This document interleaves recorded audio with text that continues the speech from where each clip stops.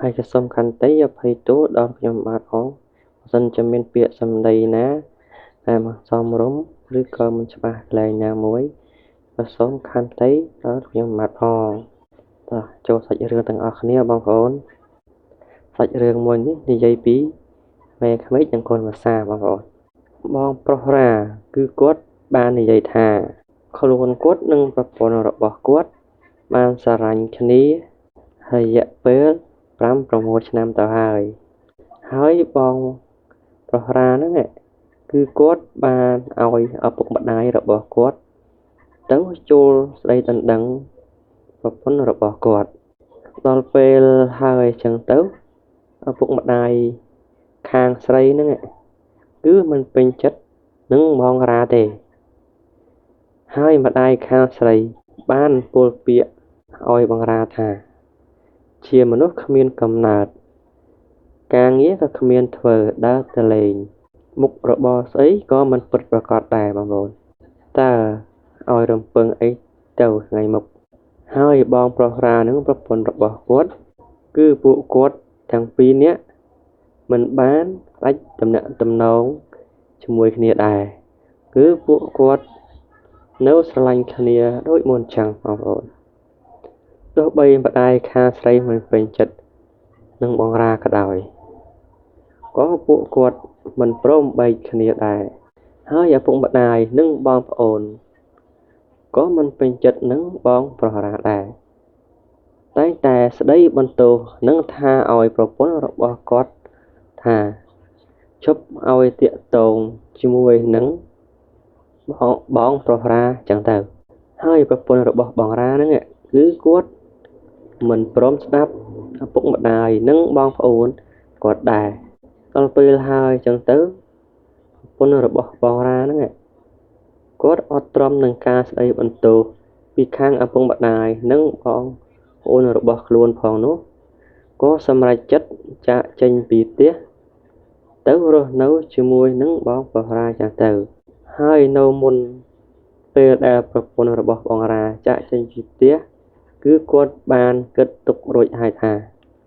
គ្រួសារដែលគាត់រើសយកដោយចិត្តឯងទោះបីខុសឬត្រូវគាត់ជាអ្នកទទួលខុសត្រូវទាំងអស់មិនឲ្យឪពុកម្ដាយនិងបងប្អូនណាមកលំបាកជាមួយគាត់ទេរីឯចំណែកបងប្រុសរាវិញគឺគាត់បានតាំងចិត្ត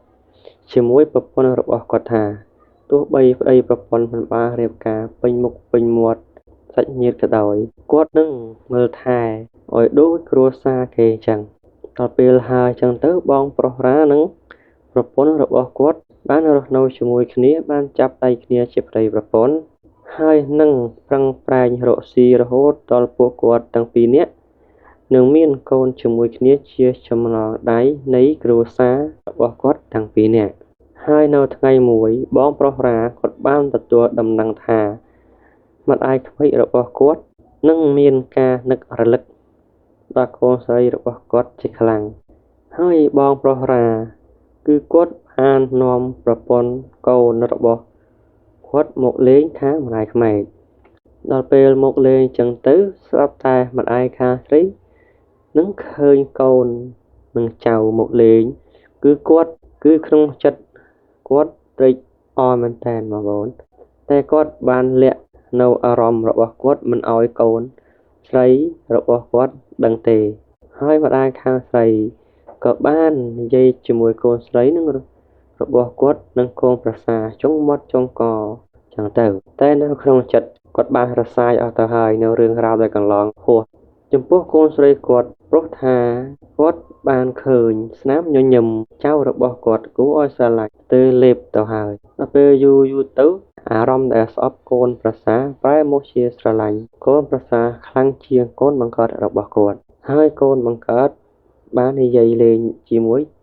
នឹងម្ដាយថាពីមុនស្អប់កូនប្រសាតែឥឡូវស្រឡាញ់កូនប្រសាផ្លេចកូនបង្កើតខ្លួនឯងហើយដល់ពេលនិយាយហើយចឹងទៅឪពុកម្ដាយរបស់គាត់លួចញញឹមហើយក៏បានពោលពាក្យថាឪពុកម្ដាយណាចង់ឲ្យកូនឪពុកម្ដាយណាក៏ចង់ឲ្យកូនបានល្អពាក្យដែលគាត់និយាយចង់ឲ្យតែកូនបានល្អនឹងមានគ្រួសារផ្ដល់សុភមង្គលឲ្យគ្នាទៅវិញទៅមក គឺពួកគាត់សប្បាយចិត្តទៅហើយគ្មានឪពុកម្ដាយណាចង់ឃើញកូនលំបាកនោះទេសាច់រឿងមានតែប៉ុណ្្នឹងទេបងប្អូនហើយក៏សូមខន្តីអភ័យទោសដល់ខ្ញុំបាទផង